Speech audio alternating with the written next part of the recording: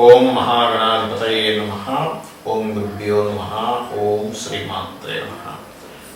పరమేశ్వర స్వరూపమైనటువంటి జ్యోతిష, వాస్తు మరియు ఇతర అనేకమైనటువంటి శాస్త్రములను మనకు అందించినటువంటి మహర్షులకి నమస్కారం. హయగ్రీవ హయగ్రీవ హయగ్రీవేతి యో వదేత్ తస్య నిస్సరతేవాణి జన్మన్యా ప్రవాహవత్. అరుణాం కరుణాతరంగితాక్షీం ధృతపాశాం కుశపుష్పబాణచాపాం అనిమాదిభిరావృతాం మయూకైః అహమిత్యేవ విభావయే భవానీ. శ్రీమాత్రే నమః. ప్రేక్షకులకు ఆ లలితాంబిక అమ్మవారి యొక్క అనుగ్రహం పరిపూర్ణంగా కలగాలన్న స్ఫూర్తిగా కోరుకుంటూ మనం ఏదో చెప్పుకోబోయేటువంటి టాపిక్స్ ఏమిటి అంటే, వాస్తుపరంగా కానీ జ్యోతిష్యపరంగా కానీ వారికి ఆయా ఇబ్బందులు ఉన్నప్పుడు ఎటువంటి పరిహార మార్గం చేసుకోవాలి అనే ఒక్కొక్క దాని మీద మేము చెప్పుకుంటూ ఉన్నాం. అయితే దీనికి ఎండింగ్లో కొన్ని కండిషన్స్ ఉంటాయి. మనం చేసే పరిహారంలో కానీ, వాస్తుపరంగా చేసుకునేది కానివ్వండి, గృహపరంగా మన జాతచక్ర చేసుకునేటువంటి పరిహారం కానివ్వండి, అదేమిటనేది ఆఖరిలో చెప్తాను. ఆఖరి వరకు వీడియో వినండి. చాలామందికి సంతాన సంబంధించిన సమస్య ఉంటూ ఉంటుంది. దీనికి జ్యోతిషాస్త్రరీత్యా పరిహారం ఏమిటి, వాస్తులో ఏ దిశని జాగ్రత్తగా చూసుకోవాలి అని చూసుకున్నట్లయితే, మనకి పంచమ స్థానము అంటూ ఉంటారు. పంచమ స్థానం, పంచమానికి 6వ స్థానం అయినటువంటి దశమ స్థానము, 12వ స్థానం, ఈ యొక్క స్థానాలు పాడైనా కూడా సంతాన సంబంధించిన విషయంలో ఇబ్బంది ఉండడం, అదేవిధంగా రవి గురువుడు జన్మజాత చక్రంలో పాపగతిలో పడినా కూడా సంతాన సంబంధించిన విషయంలో ఇబ్బంది అనేటువంటిది ఏర్పడుతుంది. అంటే ఎటువంటి ఇబ్బందులు, కొంతమందికి ఆలస్యంగా కలుగుతారు, కొంతమందికి సంతానం ఉండదు, మరి కొంతమందికి సంతానం కలిగినప్పటికీ వాళ్ళ అనారోగ్య పరిస్థితి, ఆరోగ్యం సరిగా లేకపోవడం, లేదా వాళ్ళ యొక్క ప్రవర్తనలో రకరకాల ప్రవర్తనలు, మొండిగా ఇంట్లో వాళ్ళ మాట వినకపోవడం, సంతానం ఇటువంటివి జరుగుతూ ఉంటాయి.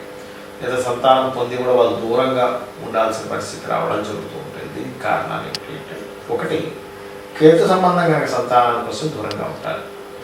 సంతానం మొండిగా అసలు చదువు మీద ధ్యాస పెట్టకుండా వాళ్ళ ఇష్టానుసారంగా తిరుగుతూ తల్లిదండ్రులకి అయ్యో ఎందుకు కన్నామా ఈ అమ్మాయిని కావచ్చు అబ్బాయిని కావచ్చు అనే స్థితిని తీసుకొస్తారు. దానికి కారణం ఏమిటంటే, పూర్వజన్మల్లో ఈ తల్లిదండ్రులు చేసుకునే పాపమే సంతాన రూపంలో వచ్చి వేధిస్తూ ఉంటుంది. ఇది సత్యం, మీరు ఏమైనా అనుకోండి.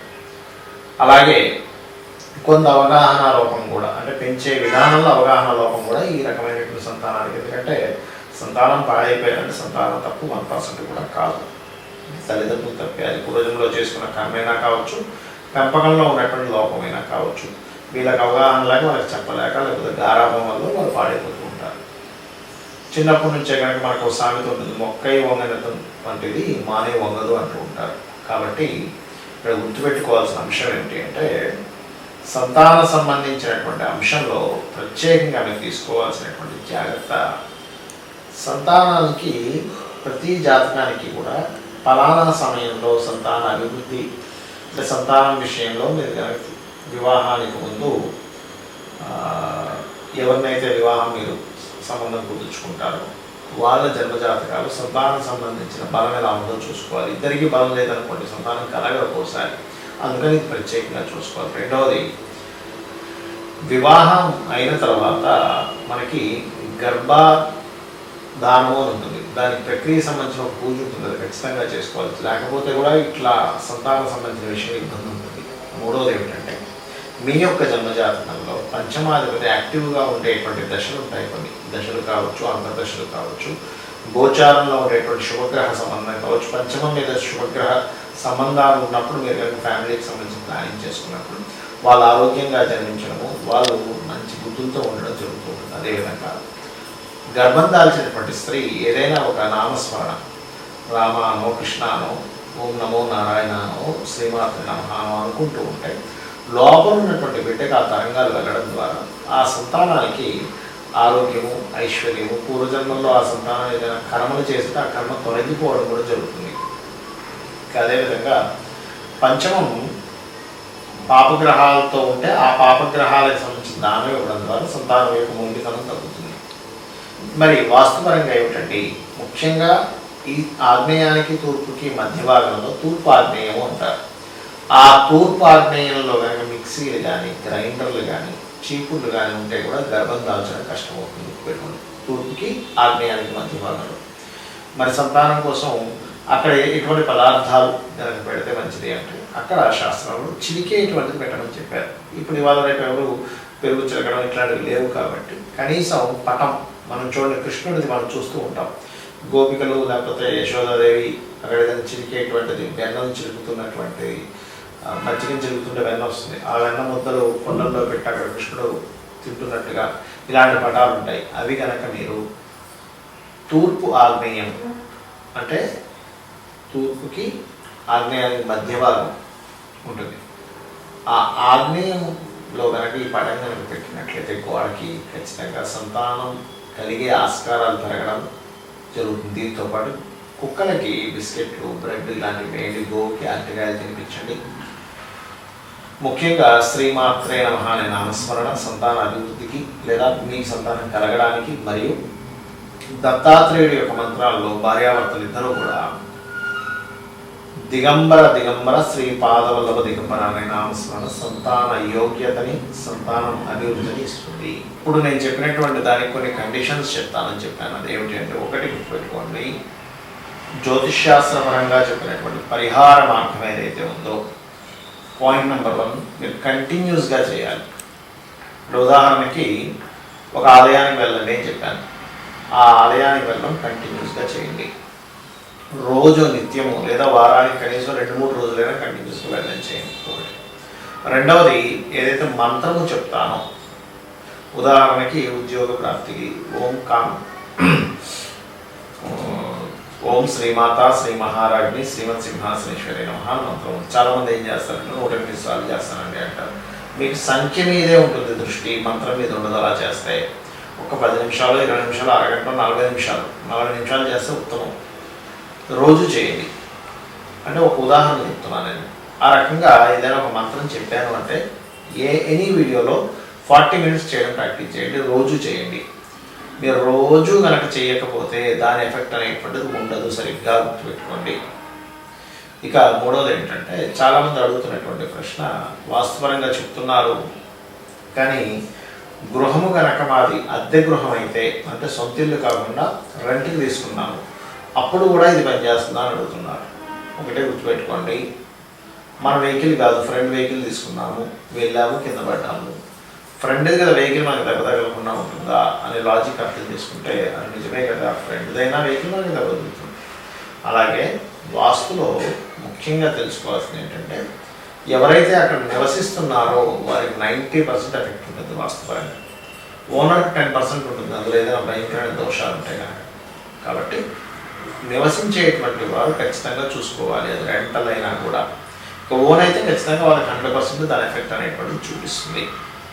ఆ రకంగా మీరు వాస్తుపరంగా కొంతమంది ఏమంటుంటారంటే, మాది చాలా చిన్న ఇల్లు అంటే 2 రూమ్లు ఉన్నాయి, దేనికి కూడా వర్తిస్తుందా అంటూ ఉంటారు. ఒకటే గుర్తుపెట్టుకోండి, చిన్నదైనా గుడిసైనా లేకపోతే పెద్ద విల్లా అయినా పెద్ద బంగ్లా లాంటివి పెద్ద పెద్ద ఒక 5,000 స్క్వేర్ ఫీట్ 10,000 స్క్వేర్ ఫీట్ ఉండేటువంటివైనా సరే, ఏదైనా సరే వాస్తే. ఇక్కడ మరొక విషయం ఏంటంటే, చాలామందికి ఉన్న సంశయం ఏంటంటే, మేము గృహం కట్టుకున్నాము కానీ మా పక్కింటి వాళ్ళు ఆ గోడకేదో నిర్మించారు, అది మాకు ఎఫెక్ట్ వస్తుందని అడుగుతూ ఉంటారు. ఒకటే గుర్తుపెట్టుకోండి, మీరు మీది సొంతం ఎంతవరకు ఉందో, స్థలం కావచ్చు, అపార్ట్మెంట్ కావచ్చు, మీ లోపల ఉన్నటువంటిదే మీకు పనిచేస్తుంది. అలా పక్కింటి వాళ్ళు అస్సలు పని చేయదు. అనవసరంగా అపోహల్లో ఉండకండి. చాలామంది ఏంటంటే, వీళ్ళ గృహం కరెక్ట్గా ఉన్న పక్కింటి వాళ్ళు ఏదో పెట్టారండి, వాళ్ళు హైట్ లేబర్ కూడా, అందుకే మాకు ఎఫెక్ట్ వస్తుంది అనుకుంటారు. అలా ఎక్కడ కూడా శాస్త్రంలో లేవు. శాస్త్ర విరుద్ధమైనటువంటి విషయాలు. వాళ్ళు హైట్ కట్టుకుంటే వాళ్ళ ఎఫెక్ట్ మీకు ఎందుకు ఉంటుంది చెప్పండి. వాళ్ళు అప్పు చేశారు, పక్కింటి వాళ్ళు అప్పు చేస్తే అప్పు వాళ్ళు తీరుస్తారు, మీరు ఎందుకు తీరుస్తారు? అలాగే దోషం ఎవరైతే వాళ్ళ ఇంట్లో వాళ్ళు చేసుకుంటారో వాళ్ళకే ఎఫెక్ట్ ఉంటుంది కానీ మీకు ఉంటుంది. కాబట్టి ఎట్టి పరిస్థితుల్లో చాలామంది ఏం చేస్తుంటారంటే, ఏమంటే వాళ్ళు ఈశాన్యంలో బావి దగ్గరండి, అది మాకు నైరుతి అవుతుంది కదా అంటారు. వాళ్ళకి ఈశాన్యం, మీకు నైరుతి ఎందుకు అవుతుంది? అది మీ ప్రెమిసెస్ వరకే మీకు నైరుతి. వాళ్ళ ప్రెమిసెస్లో ఉండే ఈశాన్యం మీ నైరుతిగా సంబంధం ఉండదు. ఇది గుర్తుపెట్టుకోండి. ఇది ఎందుకు ఈ క్లారిటీ ఇస్తున్నారంటే, చాలామంది వాస్తులో లేనటువంటి విషయాలు ఇలాంటివి చెప్పి అనవసరంగా పిచ్చి పిచ్చివన్నీ కూడా తయారు చేస్తున్నారు. ఇది గుర్తుపెట్టుకోండి. అలాగే మరొకటి ఏంటంటే ఎక్కువగా ఇబ్బందులు ఉన్నాయి, అసలు తీరట్లేదు. ఉద్యోగం కావచ్చు, సమస్య ఏమైనా తీరట్లే. మీరు ఒక సంకల్పం చేసుకోండి, కనీసం 2 నెలలకి 3 నెలలకు ఒక్కసారి ఏదైనా క్షేత్రానికి వెళ్ళి వస్తూ ఉండండి. మనకి పూర్వం ఏదైనా ఒక సమస్య ఉన్నప్పుడు ముఖ్యంగా క్షేత్రాలకు వెళ్ళి వచ్చాను రమణవరం. ఎందుకంటే క్షేత్ర మహిమ వంటివి. మన పూర్వజన్మ కర్మల ఆధారంగా మనం ఇక్కడ ఇబ్బంది పడుతూ ఉంటాం. క్షేత్రాలు ఏ క్షేత్రాలకు వెళ్తే అక్కడ ఏ దేవతా స్వరూపం అనుగ్రహిస్తుందో మనకు తెలియదు. అంటే మన పంచమస్థానాధిపతిని బట్టి, దశని బట్టి కూడా ఉంటుంది.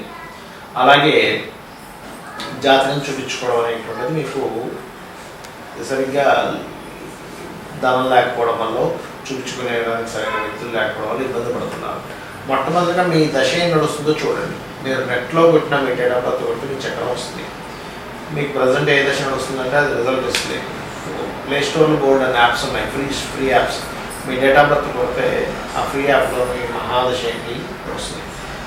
మీకు ఏమీ తెలియకపోయినా ఆ మహాదశ సంబంధించినటువంటి దానం ఇవ్వండి. అంటే రవిదశ నడుస్తుంది గోధుమలు, చంద్రదశ బియ్యలు, కుజదశ కందులు, బుధ మహాదశ పెసలు, గురు మహాదశ శనగలు, అదేవిధంగా శుక్ర మహాదశ బొబ్బర్లు అంటే అలసందలు అంటూ ఉంటారు, శని మహాదశ తెల్ల నువ్వులు, రాహు మహాదశ మినుములు, కేతు మహాదశ ఉడవలు.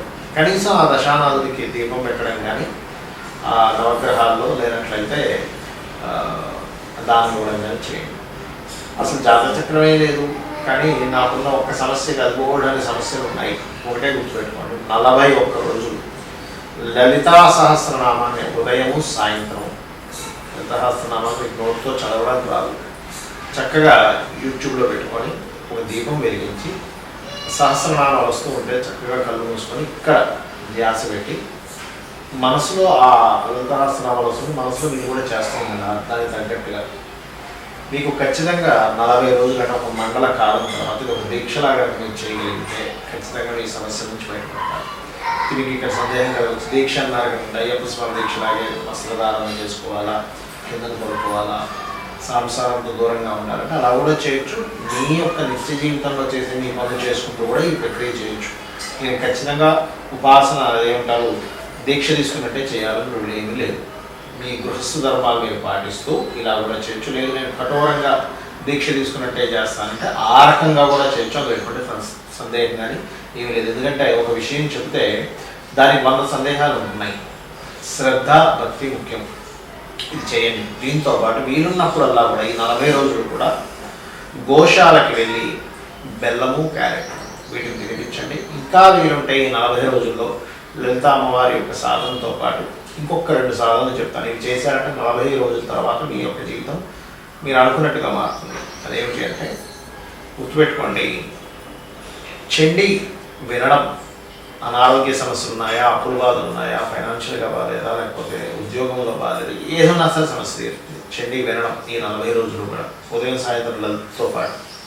మరొక విషయం ఏంటంటే పితృదేవతలకి, అంటే మీ యొక్క పితరులు ఉంటారు కదా, వారికి మీరు వారి పేరు మీద అమావాస్య నాడు కానీ లేకపోతే ఇంకేదైనా మీకు అమావాస్య దగ్గరలో లేదు, మొన్న అయిపోయిందండి ఇవ్వాలనుకుంటున్నాం, ఏదో ఒక రోజు ఇచ్చేసి వచ్చు, తప్పేం లేదు.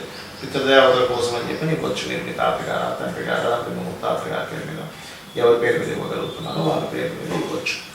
దీనివల్ల ఏం జరుగుతుందంటే మీకు టోటల్గా ఎప్పుడైతే లలితాసహస్రనామాలు చేస్తున్నారో మీకు కర్మ ఏదైతే ఆరాలో ఉందో, ఆరాతో సంబంధం ఉంటుంది, షట్చక్రాలతో సంబంధం ఉంటుంది, ఇవన్నీ కూడా క్లియర్ అవ్వడం జరుగుతుంది. మీ సమస్యలు అలా చేత్తో తీసి పక్కన పెట్టకండి, జరుగుతుంది. కాబట్టి ఇది చేయండి, 100% మీరు సక్సెస్ అవుతారు. శ్రీమాత్రే నమః.